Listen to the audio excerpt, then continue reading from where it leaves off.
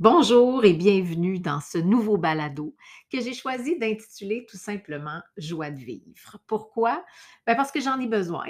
Parce que surtout, je pense qu'on a tous besoin de nourrir la joie de vivre dans notre vie, de l'entretenir aussi, c'est toujours en deux temps. Et je me suis dit que si j'en avais besoin, probablement qu'il y a d'autres personnes qui en avaient besoin aussi, hein. Ça dépend toujours de ce qu'on vit, de ce qu'on traverse.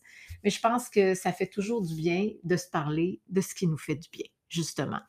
Alors, joie de vivre, c'est quoi? C'est le compte rendu, ce sera le compte rendu souvent de mes lectures, de découvertes, de réflexions. J'ai vraiment pas toutes les réponses, mais j'aime bien, stimuler la réflexion, autant pour moi que de le faire avec d'autres, c'est-à-dire de dire, si on est plusieurs à réfléchir à quelque chose, souvent, on peut avoir des éclairs de génie, puis à un moment donné, ou des prises de conscience qui font qu'on avance tous ensemble. Donc, j'avais envie avec, ce balado qu'on se dépose, qu'on ralentisse un peu, qu'on devienne justement plus confiant, conscient, confiant en la vie, conscient de qui on est aussi, qu'on cherche à justement devenir réaliser notre nature profonde, comme disait Spinoza, qui était en fait sa définition du bonheur. Puis en même temps, donner du sens ou trouver du sens dans notre existence.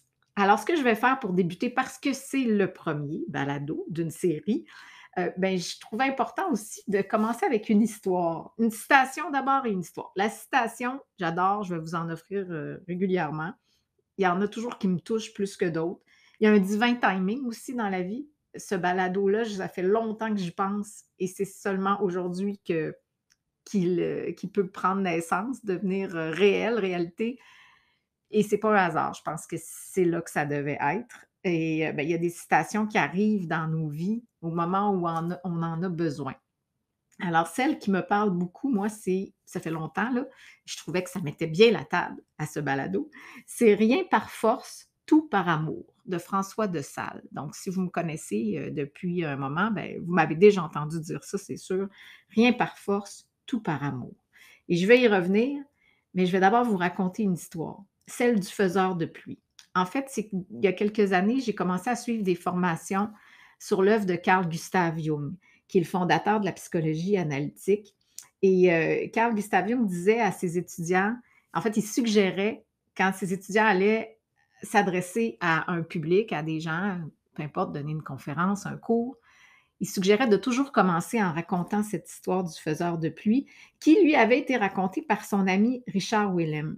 Richard Willem est un éminent sinologue. Il est connu surtout pour sa traduction du Yi-King. Peut-être que vous connaissez cet outil, euh, un peu de, j'ai envie de dire, de divination, mais surtout d'accompagnement dans notre vie. Et Willem s'est retrouvé à Kyushu, là, je suis sûre que je ne le dis pas comme il faut, mais en Asie, à un moment où il y avait une grande sécheresse. Donc pendant des mois, il n'y a pas tombé une goutte de pluie, puis la situation est devenue de plus en plus catastrophique. Alors les habitants du village, ils ont essayé évidemment de faire tout ce qu'ils pouvaient, tu sais, des rituels, qu'ils connaissaient selon leur religion, pour qu'il y ait de l'eau qui tombe. Mais finalement, il y a rien qui a fonctionné. Alors, un jour, quelqu'un s'est rappelé qu'il existait dans les montagnes un homme âgé qu'on appelait le faiseur de pluie. On est allé le chercher pour lui demander son aide. Et quand il est arrivé au village, le faiseur de pluie, déjà, il a senti l'air un peu avec répugnance. Il a senti qu'il y a quelque chose qui allait pas. En fait, il ne se sentait lui-même pas très bien. Alors, il a demandé qu'on mette à sa disposition une petite hutte tranquille à la lisière du village, là où il pourrait demeurer seul pendant 3 jours. Le quatrième jour, il y a des nuages qui ont pris forme dans le ciel et il y a eu une forte chute de neige. Il faut savoir en plus que c'était imprévisible à cette époque-là de l'année et surtout dans une telle quantité. Alors évidemment, les gens du village en furent très impressionnés, surtout le gouverneur lui-même du village qui a demandé un entretien avec le vieil homme de la montagne pour, enfin, il voulait connaître son secret évidemment. Donc comment il avait pu faire pour non seulement faire tomber de la pluie, mais de la neige en plus? Et c'est là que le faiseur, celui qu'on appelle le faiseur de pluie, lui a répondu: «C'est simple, je viens d'un pays où les choses sont ce qu'elles doivent être. Ici, les choses ne sont pas dans l'ordre. Elles ne sont pas comme elles devraient être d'après l'ordre céleste. Aussi, le pays tout entier est-il hors», lui, il parlait du Tao qui est l'équilibre. Je n'étais pas non plus dans l'ordre naturel des choses parce que j'étais dans un pays qui n'était pas dans l'ordre. Aussi, la seule chose que j'avais à faire était d'attendre 3 jours jusqu'à ce que je me retrouve en ordre et alors, naturellement, l'ordre reviendrait dans l'endroit où je me trouvais.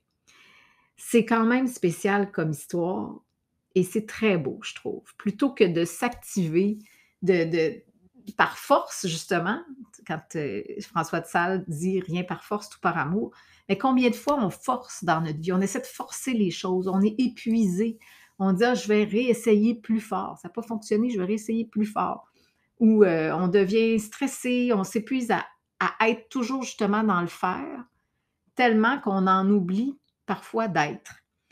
Et je trouve que ce qui fait un beau lien avec cette histoire-là, de laisser revenir l'équilibre, de permettre que l'harmonie revienne, l'équilibre, l'amour même en quelque sorte. Mais je trouve que ça fait une belle référence avec, le fameux livre de mon ami Rémi Tremblay, «J'ai perdu ma montre au fond du lac». Vous savez, l'image qu'il nous offrait avec ce livre-là, c'était quand admettons quelqu'un perd sa montre au fond d'un lac, tu sais, on est comme dans l'eau, au bord du lac, puis là, à un moment donné, oups, on se rend compte qu'on a perdu quelque chose. Premier réflexe, on va fouiller rapidement à l'eau, on va bouger l'eau, on va essayer de trouver ce qu'on a perdu au fond et finalement, on voit rien parce qu'à force de bouger, on fait remonter le sable, la boue, je sais pas, tout ce qu'il y a dans le fond du lac finalement, puis on n'y voit plus rien. Puis là, ben, c'est la panique et c'est pire que pire.